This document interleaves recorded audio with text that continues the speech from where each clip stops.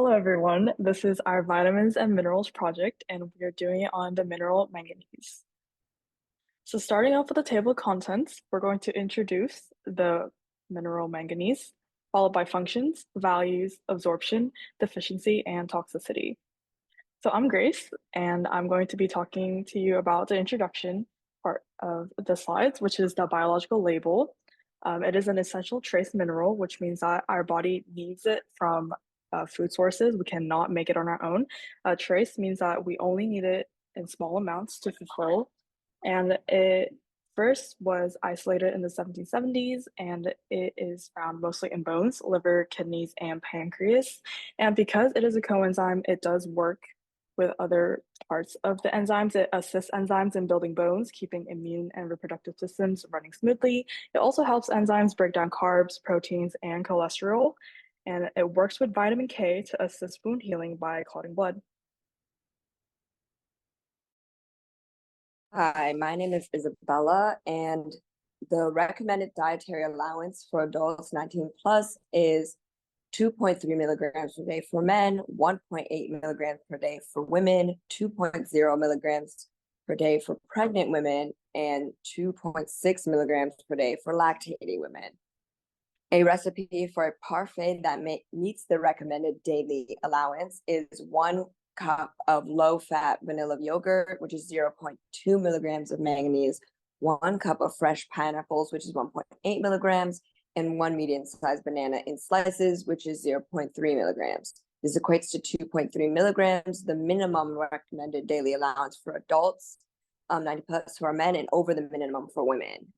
Other foods with higher levels of manganese, usually manganese is more prevalent in plant foods, but spinach boiled 1 cup is 1.7, pineapple fresh 1 cup is 1.8, brown rice long grain cooked 1/2 cup is 1.8 milligrams, clams canned drained, which the 3 ounce can is 0.9 milligrams, and milk chocolate low fat 1 cup is 0.2 milligrams. A few other things are tea and spices like black pepper and some fruits and mussels.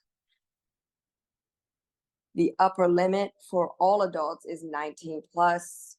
All adult 19 plus is 11 milligrams daily.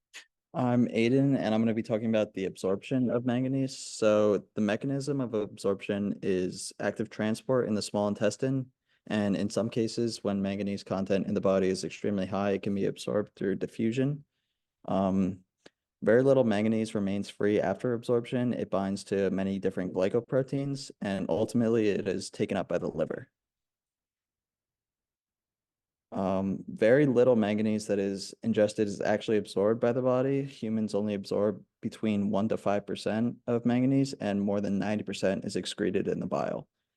Overall, the human body contains 10 to 20 milligrams of manganese, and this is located throughout the body. A lot remains in the blood. There's 4 to 15 micrograms per liter. There's also 10 to 20% of manganese in the bones, and then there are trace amounts in the liver and brain. Hi, I'm Bianca, and I'll be talking about manganese deficiency. So having manganese deficiency is actually very rare, and there are no established symptoms showing a deficiency. And so the possible causes of having a manganese deficiency is an excessive intake of iron-rich foods. Iron and manganese actually compete for the same proteins that aid in their absorption in the small intestine. A second possible cause could be an inadequate dietary intake of manganese. Manganese-rich foods such as nuts, oatmeal, spinach, and black tea, for example, can result in a deficiency if it is not included in your diet. And a third possible cause could be consumption of phytates. Phytates are compounds that bind to minerals in foods, and that can also reduce manganese absorption in the body. So some effects of deficiency that have been reported in few humans are bone demineralization and poor growth in children, mood changes and worse premenstrual pain in women, slow growth of nails, skin rashes, and hair depigmentation in men, and many biochemical and structural defects, such as decreased serum cholesterol levels and decreased clotting proteins, for example. There are also diseases that are associated with low blood manganese concentrations that don't necessarily mean they have a manganese deficiency, such as epilepsy, Down syndrome, and osteoporosis. There's some other forms of it that is found, so you can up your so you can up how much of it you have, like aspartame and chloride that are found, and then they usually have 1.0 to 4.5 grams of it. It is also not known to have any bad interactions with other meds or compounds that are found. So for toxicity, it is most causes are due to where you live or where you work, such as if you work at a steel plant or somewhere that mines it, or what tap water you drink.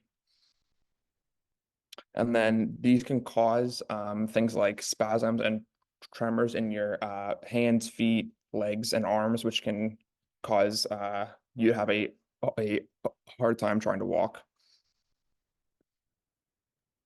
Okay, so this is the end of our presentation. So this is a quick summary slide where I put everything that we talked about all in one place so it's easier for us to navigate through. And this is our reference list. Thank you so much.